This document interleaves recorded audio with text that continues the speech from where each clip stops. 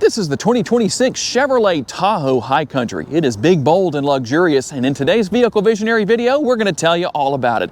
Hey everybody, it's Tom from Vehicle Visionary. I hope you're having a great day. We're back at Chevy Land in Shreveport, Louisiana to go over this black with a jet black interior 26 Tahoe and give you all the details. If you want to know more, check out the link down in the description of the video. Now here on the front end, you're going to notice that it's going to look different than, say, the GMC Yukons. So if this is a look that you like, it might work a little better for you. You're still going to have your animated headlights, and I'm going to show you how all of that works. The animation works its way from the headlights up into the daytime running lights. Everything is going to be LED. Our daytime running lights that are here, and then up here, you'll have your projector beam style LED low and high beam headlights, and then we'll also have our LED fog lights down here on the lower portion of the bumper. Now we have a very small upper grille right here, but the larger grille right here for the lower grille, gonna let plenty of air in for what's under the hood. And then you'll notice right here that we have our front view camera. There's gonna be a lot more than just the front view here. In fact, all around the vehicle. As we work our way around, we're gonna find 22-inch wheels. Let me step back just a little bit so you can get a good look at those 22-inch wheels. This model is going to be two-wheel drive, but if you want four-wheel drive, that is going to be available. And when it comes to our side view mirrors, I'm going to hit the button a couple of times here so you can see your turn signal indicator is built in right there. And let my cameraman come around and show you the mirror side of everything. They're heated, they're power folding, they're power adjustable, and you're going to have your blind spot monitoring built in. Let me show you that power folding effect real fast. And there is a little trick in case you want to do this that will allow for you to have those fold and unfold when you lock and unlock the vehicle. And speaking of that, here is your remote. With lock, unlock, remote start, you can open and close your power tailgate. All that good stuff's going to be there, your panic button. And if for some reason the battery in your remote, or the key fob as some people call it, happens to go out, happens to die on you, there's a button right here. We're going to pull out the key and you can still get inside with your lock right there. For those of you that have been around long enough to know how to use a lock on a vehicle, that will definitely do the job. Kind of funny, that's not something you see as much as we used to. But something I really like here is the fact that you have passive entry not only on your front door handles, but also here on the rear. So that means that if you need to come back here first, especially for you parents that need to come to the back doors first, you can lock and unlock all four doors from the front or rear door handles. Now down here, we're going to have our assist steps. Now they're not power, but I think for a lot of people that's a good thing because they're always going to be in the same place. You don't have to go into your center screen and leave those deployed if you're watching the vehicle. Nice large windows, easy to see out of. I like that.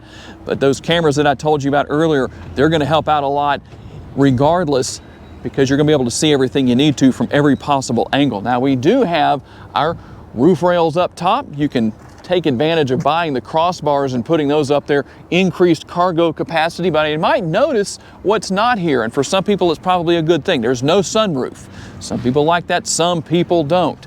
And back here on the rear, let me come back here. I'm going to lock everything real fast, and then we're going to unlock one more time just so you can see. Again, we have those animated lights back here in this area. You can't really see it as well.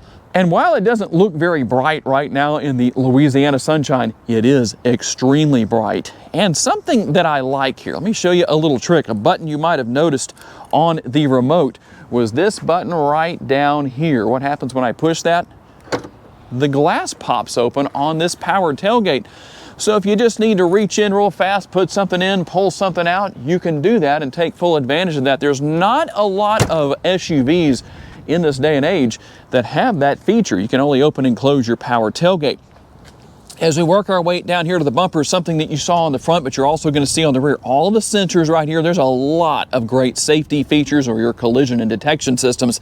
And I like your quad tip exhaust as opposed to having the exhaust hidden under the bumper. Just seems to finish things off more completely, at least in my opinion. Under the hood, plenty of horsepower and torque. The 6.2-liter naturally aspirated V8, 420 horsepower and 460 pounds-feet of torque.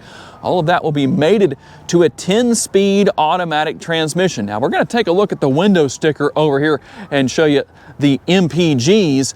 Here's what we're going to have.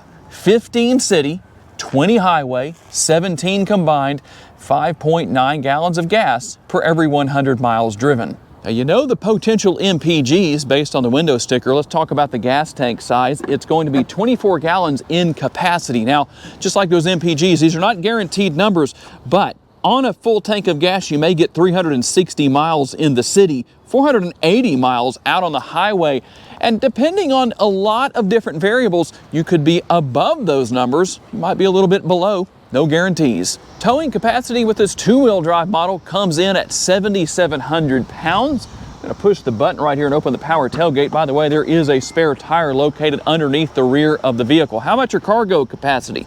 We're looking at 25.5 to 72.5 up to 122.9 cubic feet total.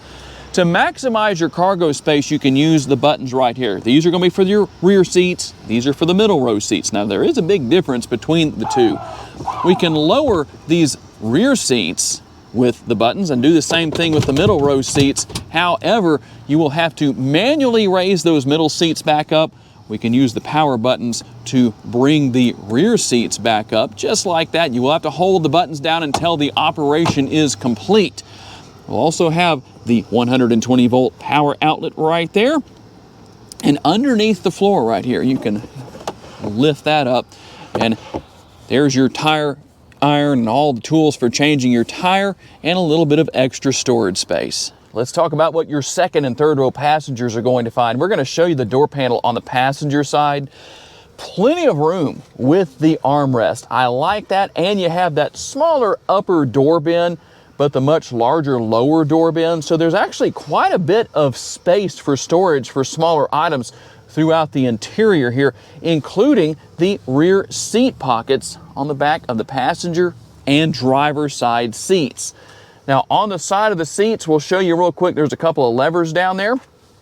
That front lever allows you to move the seat back and forth. The rear lever allows for moving the seat out of the way to gain access to the third row. So let me show you this. This is how far forward the seat can go. So you can actually increase your rear seat passenger legroom quite a bit depending on what's going on, where the front seats are set. Now, there's also a couple of different things we can do here. I'm going to just hop into the back seat like this. I can go through the pass-through like that.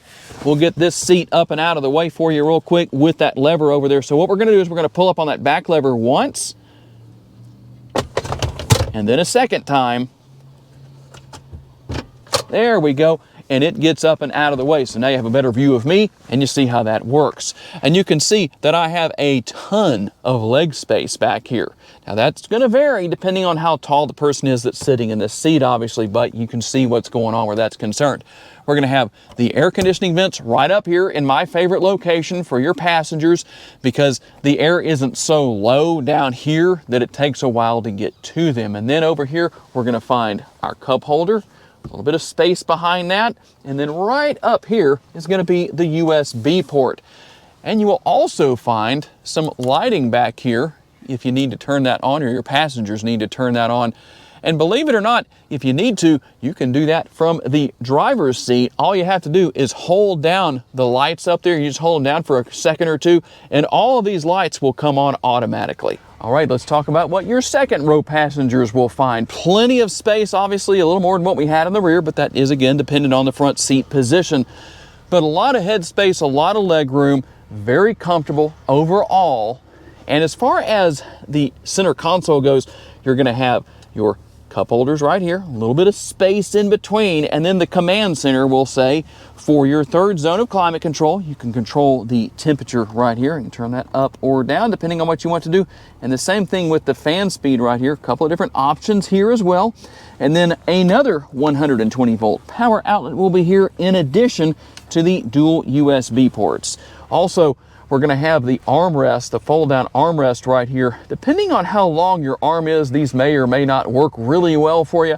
For me, I kind of want to have my arm a little further forward, so it would be nice to have these come a little bit, be a little bit longer. In fact, I'll put it this way. If Chevrolet, you designed them to be as tall as the seat right here, the seat back, that would actually work a little better. Now the sticker price on the sticker is $83,160. However, you might have noticed the sticker up here in the windshield that says $78,160 right here at Chevy Land. That's what you're going to pay. Let's see what else you get for that price. Now we're going to start with the upper console up here. A little nifty trick for you. Number one, if you have any trouble opening your power tailgate back there, if you hit the button on the remote or on the tailgate itself and it doesn't open, come right here and make sure this is not set to off. It can be set to 3/4, it can be set to max, no big deal where that is concerned. Now, we're gonna have the console right here that moves out of the way. That's the button I'm using right there. Your power console basically getting out of the way, making more storage space, giving you access to the hidden little drawer right here, or you can use that space right there. Or if you have lazy middle seat passengers, you can send their drinks back to them. You'd have to be really lazy not to reach up a little bit. But you never know this day, in this day and age. So we're gonna bring that back up right there and put that back in place. And what else do we have up here? Well, you have everything for OnStar, and if you have an emergency, you can hit that right there. You can see a couple other little things up here. I think you know what everything is. On the passenger side over here, first of all, we're gonna take a look at the glove box, a little bit of storage space in there. And on the passenger side door panel, we're gonna have, again, that nice large armrest and the large door bins, upper and lower door bins. Now, before I grab the camera, I do want to show you one thing on the headrest right here. The High Country logo is stitched in right there. I do have a question for you, Chevrolet. Why is that not on all of the headrests, only in the front headrests? The second and third row headrest should have that too. At least that's my personal opinion on the matter. Now, we're going to find our seat memory right here. You can set that. A couple of different settings where that is concerned. And then we have the button right there to lock the windows. This is the button I used to fold and unfold the power folding side view mirrors. And then obviously you can control the positioning of those mirrors right there. And we're going to have one touch down, one touch up on your front windows, one touch down on the rear windows. You'll have to hold that button to get them back up. Now, let's show you this. Some of our safety features here. You can turn the auto stop start on and off right there. Park assist, traction control, and your power parking brake will be right here. Here's your drive mode selector. So let's see what those drive modes are. Now we're going to start with normal. You've got sport. You'll see the accompanying graphics that go with that. Snow and ice. And then your tow haul mode will be right there. And to the right of that, everything for your headlights and tail lights, all that good stuff, your fog lights. You will find a tilt and telescopically adjustable steering wheel. This is the control you use to adjust that, depending on what you want to do. As far as the positioning goes, we're going to find everything over here for running our front and rear window wipers right here. You can see all of that. And this button will run your windshield washer fluid. Now, this is a multitasker. Make sure to keep your turn signal reservoir fluid nice and full. That way, when you go and use your blinkers, they actually come on. Yeah, there's actually another trick to that, isn't there? Actually just using them. Okay, can't say anything sarcastic about the shifter, but here it is, and here's how it works. You're going to pull it back. Now, it'll go into neutral. You'll have to pull it back to go into drive. Notice when you do this, when you don't pull it back, it doesn't do anything. And it will also go into reverse. And then the button right there, that puts us back into park. Now, here is the driver's display. Depending on what you need to see, you can use this button right here to make changes to what is actually on the driver's display. As you can see, you've got your digital speedometer and now analog, also your analog tachometer over here. There's your gas gauge right there. Just depends on what you need to see. You can also have your navigation up here. So you do have built-in navigation, and we also have some other features going on as well. That's what you're ultimately going to have there. You've got your steering wheel mounted controls here. There's how you turn on the heated steering wheel. And then adaptive cruise control is over here. Now we're going to make our way over to the, first of all, our digital rear view mirror. Now you don't have to have it that way with the digital effect with the camera, but if you want to use it as a conventional rear view mirror, you can do that, or the digital. Now, if you want to change that, you're going to manage your changes with this button right here. So what I'm going to do is I'm going to hit that button and you'll see what comes up on the mirror itself. So first of all, we can adjust the brightness. Hit it one more time, we can zoom in or zoom out, and you can adjust the position right here on that third setting depending on how high or low you may want that to be. Now, we'll work our way down to the center screen. If you want to mute your audio, turn the sound off, you just touch that area right in the center, or touch it one more time and it comes back on. You'll see that blue illumination around there, and then obviously you can turn the dial to change the volume. Now, one thing that's very interesting here, you might have noticed there's not a lot of information on the driver's display. You can actually change what is there, adding and taking away different options. If you want your engine temperature to be on the driver's display, add to display. We confirm that, and now it's going to be right up here. I hope you can see it. It's on the left-hand side, and obviously you can get rid of that too if you want to. Just hit remove right there. It's going to be the same thing for all of the different options that are going to be here. And we'll go back here to camera just to show you what's going on. So you've got all the different views that I mentioned to you earlier in the video. We've got our side view camera views. We've also got the standard view here. That's your front view camera, overhead, and then side. When I go into reverse, you get to see the rear view and the overhead view right there. In addition to everything else. Trailering, you've got Google Assistant that will let you do a lot of different things with voice commands. And then our settings right here. We're going to go right here to vehicle because I promised you I'd show you a couple of things here. We're going to come down here to our collision and detection systems. You can change the alert type, forward collision avoidance, front pedestrian braking, intersection collision braking, side bicyclist alert, lane change alert, reverse automatic braking, park assist, rear cross traffic braking, and rear pedestrian alert. And you can come in here and make changes to some of these. You do have the safety alert seat that will vibrate and let you know what's going on wherever the problem may be or what you need to be paying attention to, or you can have just the alert by itself. And we have a couple of other things here that's a little different. You'll notice that you either have on or off right here, and that's going to be on everything that has the check marks there, or you can turn that on or off depending on how you want things to be set up. Now, I do want to come right here and show you something as well.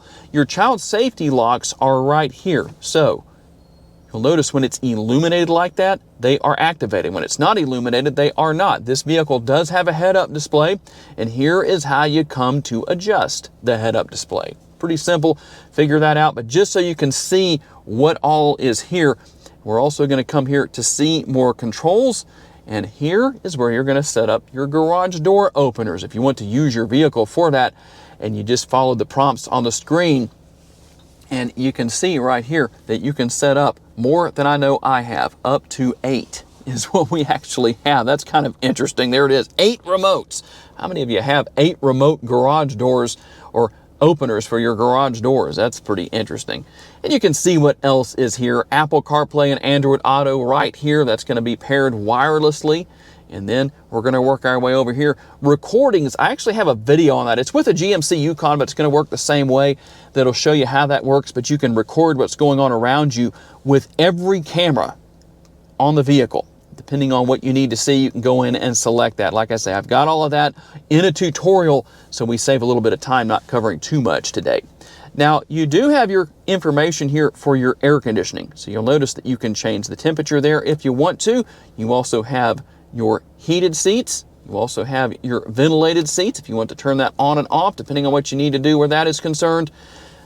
The good thing is that you also have physical controls down here for your air conditioning. It's not just in the screen. I really like that. So we can change the temperature right here. We can change the fan speed. You can see what all is going on here as far as that goes. Then we're going to have our wireless charging pad. A couple of USB options will be right here, and a couple of, or should I say, another storage option right here. Just a small area for storage. Also, cup holders. Now, don't go playing the piano on this gloss black, because that piano black finish does fingerprint up. It looks really nice, but you can keep a microfiber cloth nearby, maybe in your large center console, in case that does fingerprint up. You can use the center console lid as an armrest. That works really well. And we'll also have plenty of room within that area. Again, that's storage. You can not only put your microfiber cloth in there, but quite a few other items. All right, here we go with our test drive in the Tahoe. And here's one of those people that likes to get a good close-up look at the front end. They just wanted to see what it looked like, even though there's absolutely nothing coming behind us. Sorry, squirrel, or bad driver, a more accurate term or way to put it. Okay, let's talk about the test drive and not bad drivers. The Tahoe is enjoyable to drive with plenty of room in all 3 rows, but obviously the most in the first 2 rows. Acceleration is very good with 420 horsepower under the hood. And while this model is 2-wheel drive, you can go 4-wheel drive for those of you that deal with low traction situations on a somewhat regular basis. So a lot of options where all of that is concerned. Easy to see out of. And while I can't show you here because we didn't have a sunroof to mount the camera to with a suction cup, you can actually drive with your cameras on. So if you need that for some reason, you can do that, the front view camera or something like that. I know there's a lot of people who have asked about that in the past. This technology, as of 2025, you can do that. So for those who want to, you obviously can. And a lot of versatility. Great for hauling the family around. Great for hauling a trailer, cargo. There's plenty of space in every area, every aspect. And I like that the technology here is easy to learn and use. So maybe you've been driving around in your vehicle for the last 20 years or more, and it's time for something new. And you're saying, well, I'm not sure about all that technology with those screens and everything. It's not hard to learn, and you might be surprised at how much of it you ultimately use. Gas pedal and brake pedal, easy to deal with. Gas pedal is very responsive, and the brake pedal is easy to adjust to. Seems to be somewhat balanced. I would say, if anything, it's a little bit on the soft side. Maybe that's a little better than being on the overly aggressive side, but I don't find it to be difficult to adjust to. I know people ask about that, so that's one of the things you might want to know about. But overall, the Tahoe is most certainly a highly versatile vehicle. And there it is, the 2026 Chevrolet Tahoe High Country. Big, bold, and luxurious. Tell me what you think down in the comments section. Would like to say a special thanks to our friends at Chevyland here in Shreveport, Louisiana for loaning us this Tahoe for the day so we could tell you all about it. And a special thanks to all of you for being kind enough to give us the opportunity to give you a vision for your next vehicle. If you enjoyed this video, please be sure to hit the like button. That's very helpful to us. Make sure to subscribe and share this video on your timelines on social media so other people can see it. And if you would like to learn about additional vehicles you may wish to consider purchasing, check out the video that's on the screen right now, and we'll see you there.